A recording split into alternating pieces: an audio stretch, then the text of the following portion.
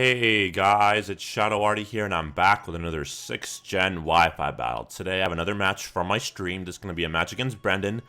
He's got a really scary looking team. 3 possible Megas, 3 pseudo-legendaries. So that's going to be really interesting to see. Metagross, Tyranitar, Garchomp, all threats, obviously. Gengar, always a threat. Weavile, and the Infernape. All really fast Pokemon. On his team, honestly, his slowest Pokemon is probably the Metagross. But he's got a lot of fast mons, so we'll see how that goes. So let's get this match started. So I'm going to lead off with my Swampert because I want to set up Stealth Rock's first turn, and he doesn't have a Grass type on his team, so I should be fine. He actually leads off the Garchomp. That's fine by me because I know he can't kill me in one hit anyway. So I figured I would just set up my Stealth Rocks this turn as he's going to set up his own Stealth Rocks. We're going to exchange rocks on both of our sides of the field here. That's going to be really interesting for both of us because with entry hazards up, we're both going to take hazard damage every turn. So at this point, I figured I would just stay in, go for the Waterfall, deal as much damage as possible to this Garchomp. He goes for the Dragon Claw. It does a fair amount of damage, maybe like 35%, as I go for the Waterfall, and that is easily a 2-hit KO, but the first time was actually a crit. So it might not be a 2-hit KO, but at this point, after the crit, I think it is a 2-hit KO. So I'm just going to go for another Waterfall. It should kill this. Actually, no, I don't go for another Waterfall. I actually decide to pull a switch, go into my Celebi, my defensive wall, and I can take any hit from this Garchomp relatively well. As he just goes for the Dragon Claw. You know, it's going to be fine. I can take that very, very, very well. Look at that damage. Does absolutely no damage whatsoever. At this point, I can either kill the Garchomp or go for a Perish Song. Honestly, he goes for another Dragon Claw. That's fine by me, as I just go for the Giga Drain, and that should knock him out. So that is a dead Garchomp. So yeah, so his Stealth Rocker out of the way, his defensive Mon is gone, the pseudo-legendary, the Garchomp, is gone. So that is going to be really good for me because that's one Pokemon out of the way. But he does get a free switch into whatever he wants. He brings in the Tyranitar now, which is actually a little bit unfortunate because he can potentially Pursuit Trap me. At this point, I'm not sure what I decided to do. I think I decided to switch out anyway just to see if he did have the Pursuit. I do actually pull the switch, so that was a little bit risky on my part, because if he had the Pursuit, I think I would have had a dead Celebi. I actually decided to go into my Swampert pretty much as Death Fodder just to see what he wants to go for. He goes for the Ice Punch. That's actually fine by me, because I actually lived that, which is pretty nice, because since I do live that, I can potentially make him go for another attack and kill me. I know that he outspeeds me because I'm a Swampert. I have no speed investment whatsoever. I know Tyranitars are slow anyway, but I know my Swampert's going to die regardless, so because Swampert is relatively slow. At this point, I have a free switch into my Durant. Something on his team's going to have to take a Choice Banded Iron Head. He actually decides to stay in, to my surprise, and that is a dead Tyranitar, so I'm not going to really complain there at all, as the Tyranitar does go down, so we're looking really good here. Now he knows that I'm Choice Banded, that I'm locked into the Iron Head. He gets a free switch into his Infernape. Obviously, I'm going to have to be forced to switch. I obviously do not want to take a potential Flare Blitz, 4x super effective. I actually decided to go to my Celebi pretty much as Death Fodder at this point because I know I can't take a Fire Blast relatively well. He shows me that he is the special set, though, so that's going to be a bit unfortunate. I do lose my Celebi, no, whatever, I don't really care, because now I can have a free switch into whatever Pokemon I want. So I do find out that he's a special attacking Life Orb set, so that's pretty interesting. Maybe he's even mixed, I don't even know. I actually decided to go into my Lasagna, my Crustle. I can take any hit from this Infernape and retaliate. He goes for the close combat. Crustle has really good physical defense, and he can take that very well. And I'm Assault Vested anyway if he goes for a special hit. So either way, I can take any hit from this Infernape. And I can retaliate with a Rock Blast. Thankfully, I do not miss the Rock Blast. That's huge because had I missed the Rock Blast, I think I would have had a dead Crustle, and I would have brought him in for no reason. And the Infernape does die as I do take him down with the Rock Blast. So that's really awesome for me. Crustle is here to stay for now.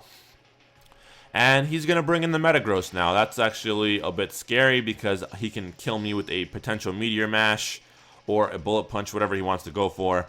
It turns out that Metagross is his Mega, so that's kind of unfortunate because he can kill me now. But I do get then a free switch into whoever I want. He goes for the Earthquake, and my Crustle is going to die. So, actually, no, I don't die. I actually lived that, which is funny, because then I go for the counter, and I almost kill this Metagross as he goes for the Bullet Punch to finish me off. So, that's really nice. I do get off chip damage to this Mega Metagross, and I'm not really going to complain there, because With that, I can now bring in my Durant, and I can take any hit from this Mega Metagross and retaliate and kill him with an X-Scissor. So, with me being Choice Banded, that X-Scissor is easily going to be able to take him down, and that's a dead Metagross. So, yeah. So, his next Mon is the Gengar, which I'm a little bit afraid of.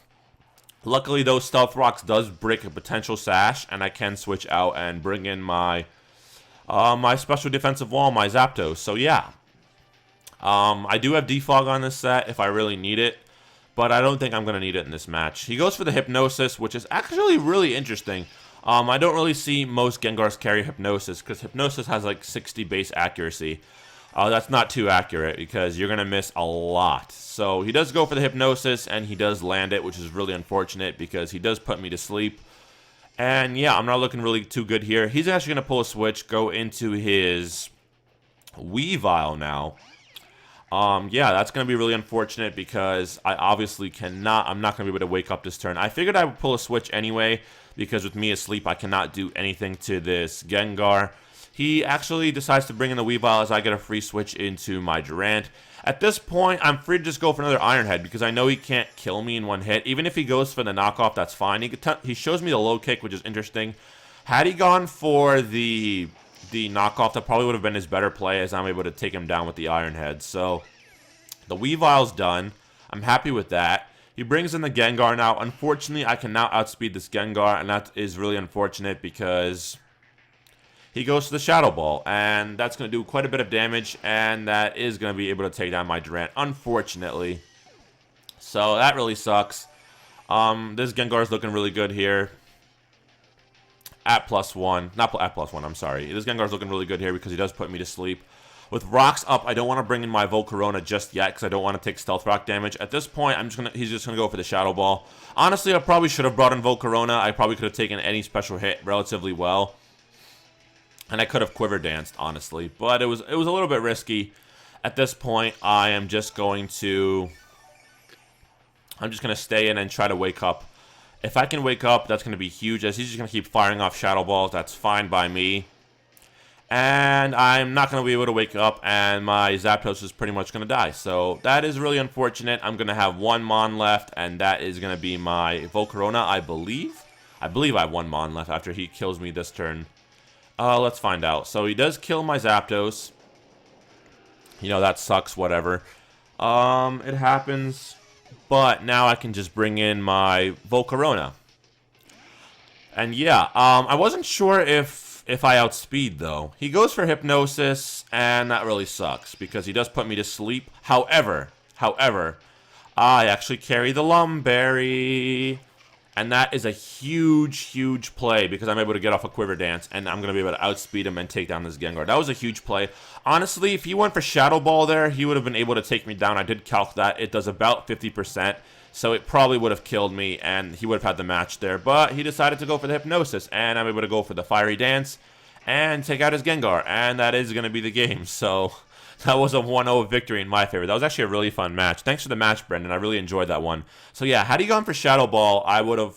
He definitely would have won the match. But yeah, since he didn't, that cost him because I did have the Lumberry. And even if Hypnosis was still a risky play regardless, because like I said before, Hypnosis has 60% accuracy. Had he missed the Hypnosis, I could have gone for another Quiver Dance and knocked him out with a Fiery Dance next turn, since I did set up the Quiver Dance. So yeah, that was a really fun match. That was a 1-0 victory in my favor. So hopefully you guys did enjoy today's match. If you did, leave me a like, a favorite, and a subscription. And I will catch you guys on the next one. This is Shadow Artie signing out. Peace, guys.